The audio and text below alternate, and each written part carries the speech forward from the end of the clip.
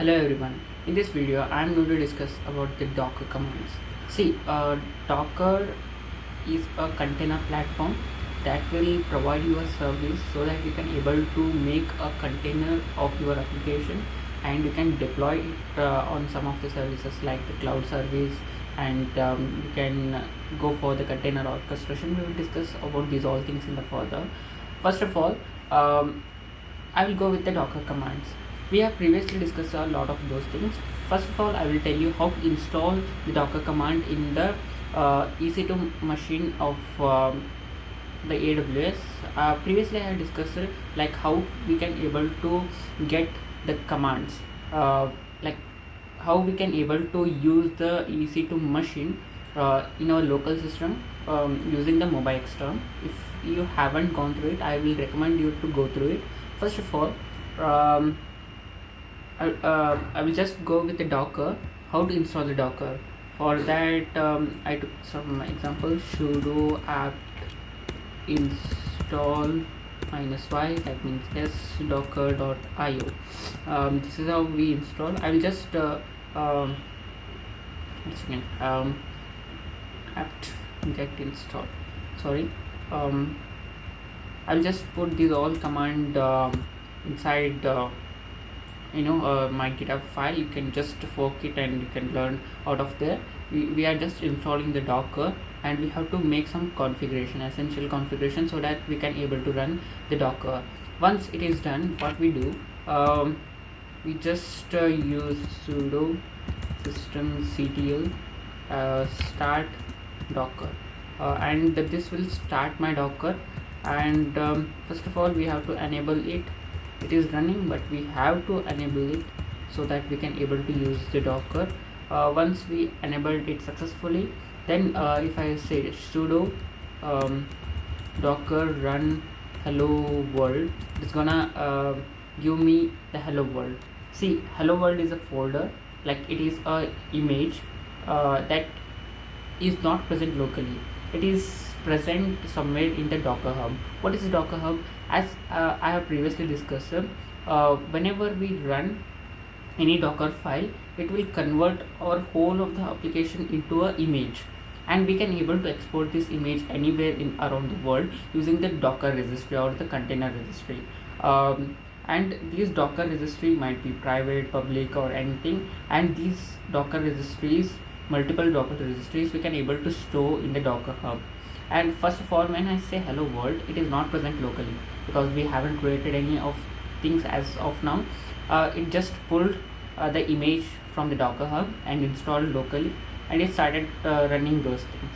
Therefore, we got the thing is that pulling from the library hello world, and we have everything. This is a standard hello world. After this, what I can show you is that first of all, you have to log out of it, because we are using sudo to run our Docker. Docker command can be used directly in your machine. As of now, it is using sudo and we don't require that. For that, I just log out of my system. Once I log out, I will restart my system. And now if I say docker run hello world, wait a second, I just clear these all things, clear, and after that I just use docker run hello, and after that I use hello world. Permission denied. Okay, we have to switch the user mode. Actually, our current user mode is sudo, therefore we have to use like current user mode is Ubuntu. We have to change it from local to Ubuntu. Once it is done, then we have to log out of the system, and once it is done, I just return to this thing and I just run docker run hello world. As you can have a look over here, we have successfully installed Docker on a machine, and we are running that thing. And this is all about it. And now I will show you some application. What I do, I'll just create a folder named app. Once I done it, I'll just use cd app to add this into a current directory, and after that I will just use vim, and under the vim, what I do, I just use some o.py file, like sorry, First of all, I will create some application like code.py, and I will use the Docker file. See, Docker file under which we use some of the commands, and using those commands, it is gonna make the containers. I will show you how this things goes. And I just use ls to check whether the files are properly configured, created in my app folder. Now it is everything is fine. Now I just use win.py, and we have the file. I just use insert, and I just use print hello world. We have successfully done it. Escape, save and exit. It's done. And I will go into the Docker file what I previously created. I just insert it. I use from, like from will provide us some operating system or system environment onto which your application can able to run. For that I use Ubuntu latest, and after that we have to provide the working directory. What is working directory? Actually I don't know. Just save and exit, and I will just check the present working directory, that is home Ubuntu app. I just copy this thing. I just copy this thing, and what I do, I will go over there in the Docker file, and I just insert, and I will just paste it over there. And once I paste it, we got our working directory. I just want to be in this section, like I don't want every time when I run my Docker file, I don't want it has to go from home Ubuntu app and after that it will run my application. I don't want such things.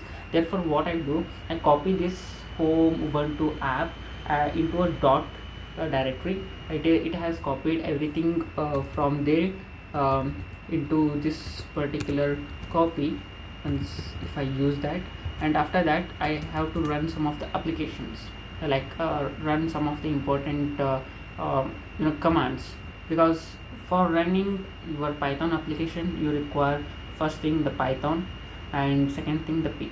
These are two things that are required to run your application. For that what I use here, I just copied some command from there, from the official, like these are the commands that are used to install the Python application. What are those? First one is the apt get update. It will update my application, and after that it will install my application. Like for installing apt get install, it will ask me whether you want to install or not. For that I will say yes, and you need to install the Python 3. After that Python 3 pip, and once we are done with these things, what I do, just have to use cmd, under which first thing is Python 3 and the second thing is o.pyfile. That's currently this one, and this is the Docker file. We will use a lot of commands over here. We use entry point means this cmd can be overridden.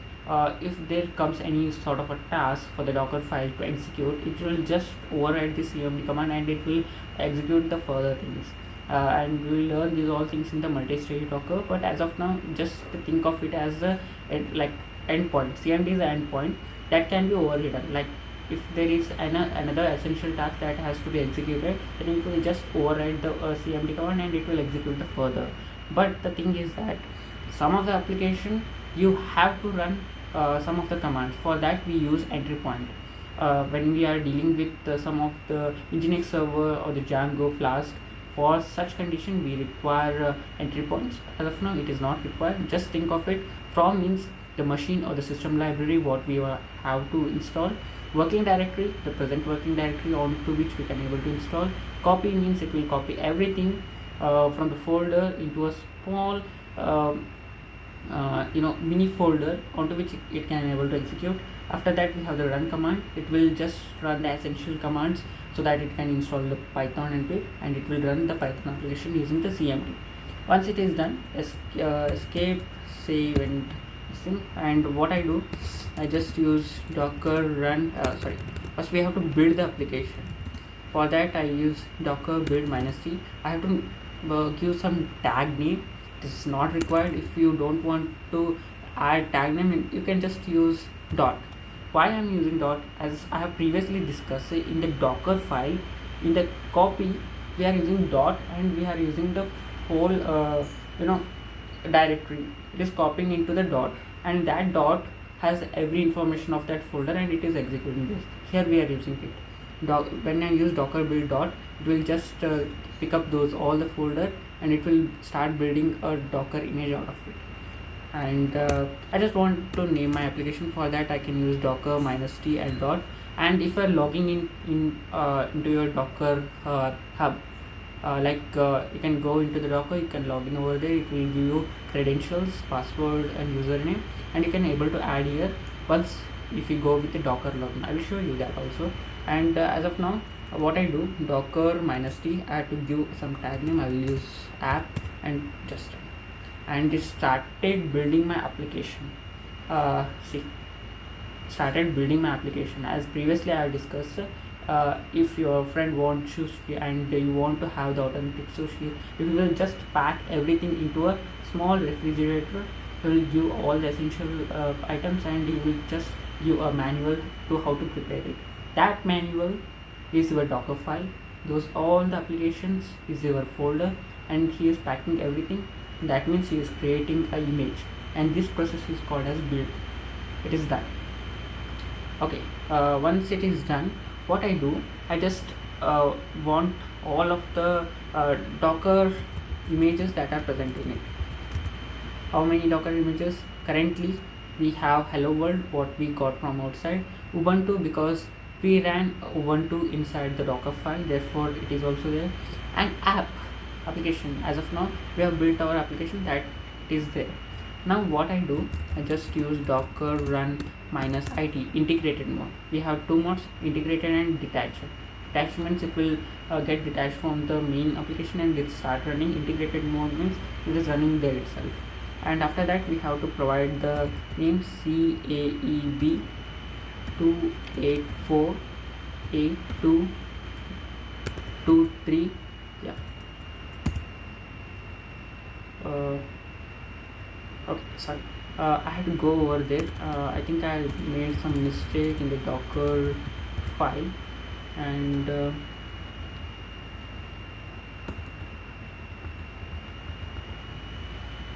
I think I made some mistake, some sort of terrible mistake while preparing this thing. We have to use the double colons here. Just use it. There's some random things over here. Use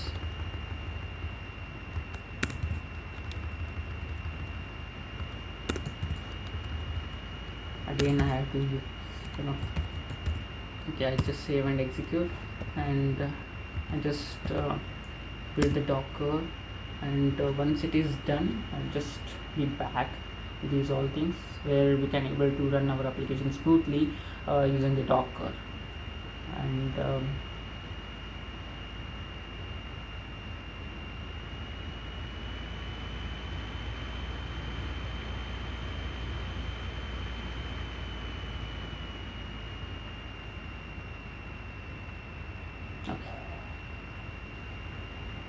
and I previously discussed it, and this is how it goes. And once it is done, it is successful, we will use the docker images to pull our images, whatever, to show our images whatever there, and we use the docker run to run our application. It is done. I use the docker images, and it will provide me the images 5 seconds. Okay, what I do, docker run -it, I just use FEE00549 and E505, and once it is done, hello world. See, it successfully ran a Python application inside the docker, and this is how we go with it.